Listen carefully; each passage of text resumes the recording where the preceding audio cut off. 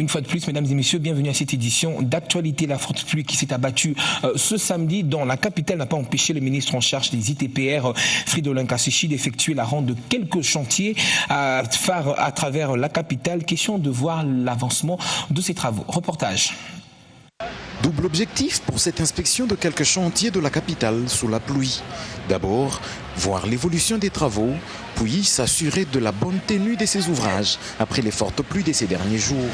Le pont Banounou et le pont Djili, premiers ouvrages inspectés, évoluent plutôt bien. Sur le second, qui est également en béton précontraint, l'heure est à la pose des chevêtres. Troisième pont inspecté sur le boulevard Lumumba, celui jeté sur la rivière Mokali. L'ouvrage, suffisamment surrelevé, permet à ce cours d'eau de couler allègrement, sans affecter la chaussée. Le ministre en charge des travaux publics est ensuite sur l'avenue Ndjoku, l'une des celles qui souffrent des fortes pluies de ces jours-ci. L'office des routes installé sur ce chantier vient de réaliser déjà plus de 1000 mètres de drains afin de contenir les eaux qui rongent la chaussée. Herman Moutima est directeur général à cet office. Nous allons faire ça au fur et à mesure. Nous traitons les points chauds pour permettre aux gens de passer, mais nous nous concentrons sur le travail définitif qui se fait à partir de chez lui en descendant vers la RN1. C'est ça la stratégie. Traiter les points chauds pour que les véhicules passent, mais faire du travail fini à partir du dessus, descendre vers la grande route. L'inspection se poursuit ensuite à une trentaine de kilomètres du centre-ville, à Mpassa. L'affaissement de cette buse qui a sérieusement perturbé la circulation est en passe d'être vaincu. Un dallo en béton armé a été construit avec un mur de soutènement, de quoi garantir à cet ouvrage une bonne centaine d'années de vie.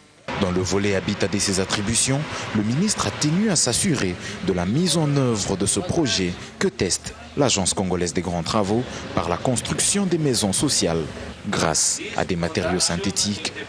Fridolin Kassouchi a fini sa journée d'inspection par l'Université pédagogique nationale où le tronçon Upen-Mitendi est en élargissement à 4 voies. Les drains déjà construits, le premier tronçon présente plus ou moins ce que sera cette voie.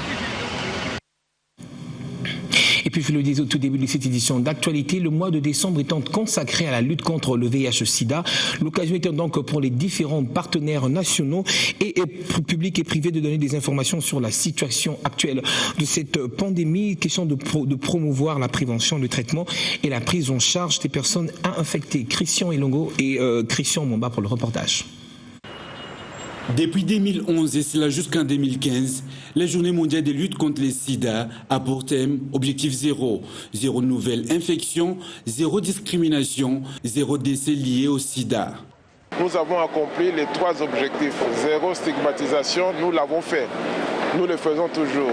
Zéro nouveau cas, nous allons essayer d'y arriver. Cette année-ci, nous n'avons pas eu de nouveaux cas à Kinshasa, mais malheureusement, nous en avons eu 2 au travers de la République. Zéro décès, nous n'avons pas eu de décès. Je pense que nous sommes dans le bon. La brasserie Limonaderi a compris l'importance d'avoir les agents en bonne santé. C'est l'objet de l'organisation de cette journée consacrée à la sensibilisation des agents et les partenaires sur les sida. Mais derrière tout ça, il n'y a pas que le sida que nous sommes en train d'essayer d'éviter. Nous essayons plutôt de faire la promotion de la santé. Nous devons rester en bonne santé. C'est pour ça que derrière le sida, nous avons aussi parlé de la santé et sécurité au travail. Nous avons parlé des autres maladies qui peuvent être évitables.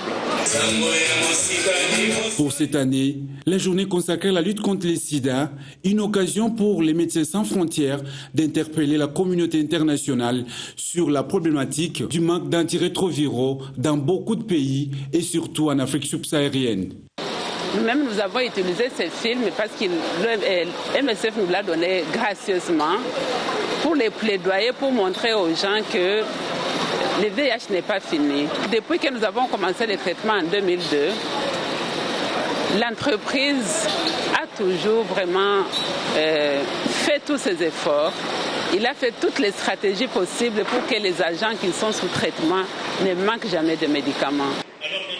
L'épidémie du VIH-Sida reste un défi majeur pour la santé publique et la Bralima organise depuis plusieurs années les journées couplées VIH-Sida, sécurité au travail. C'est là pour une bonne marche de cette entreprise et de la société congolaise.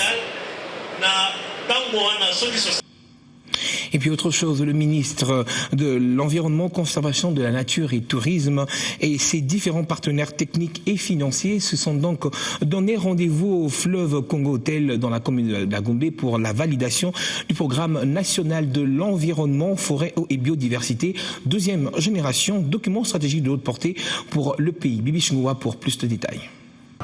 La validation du programme national de l'environnement, forêt, eau et biodiversité deuxième génération a fait l'objet des cogitations 3 jours durant au fleuve Congo-Hôtel. Main dans la main avec l'appui des consultants, les experts du ministère de l'Environnement, Conservation de la Nature et Tourisme, acteurs du secteur privé et de la société civile, se sont attelés à la révision et élaboration de ce programme. Nous nous trouvons en ce jour en face d'un document qui tient compte de nos différentes aspirations des réalités spécifiques de la République démocratique du Congo, et c'est à travers différents ateliers, réunions, retraites de travail et consultations des provinces organisées autour de ce document. Après échange sur différentes thématiques retenues et harmonisation portant sur le programme, le succès était au rendez-vous. La Banque mondiale, GIZ, VVF, autant des partenaires qui appuient ce programme de haute partenariat. Et puis en province, sachez que le budget pour l'exercice 2014 a été présenté par le gouverneur Alex Kandé Mupomba aux élus provinciaux. Ce budget s'élève à près de 165 milliards de francs congolais, soit 161 millions de dollars américains. Le chef de l'exécutif provincial du Kasaï occidental s'appuie sur ce budget pour réaliser ainsi plusieurs projets de développement, entre autres la réhabilitation de la route Kananga-Mukamba. Ces documents incarnent les prévisions budgétaires de l'exercice 2014 pour le Kasaï occidental. Alex Kandé, gouverneur de province, fait ici face aux élus provinciaux pour présenter ses projets du budget.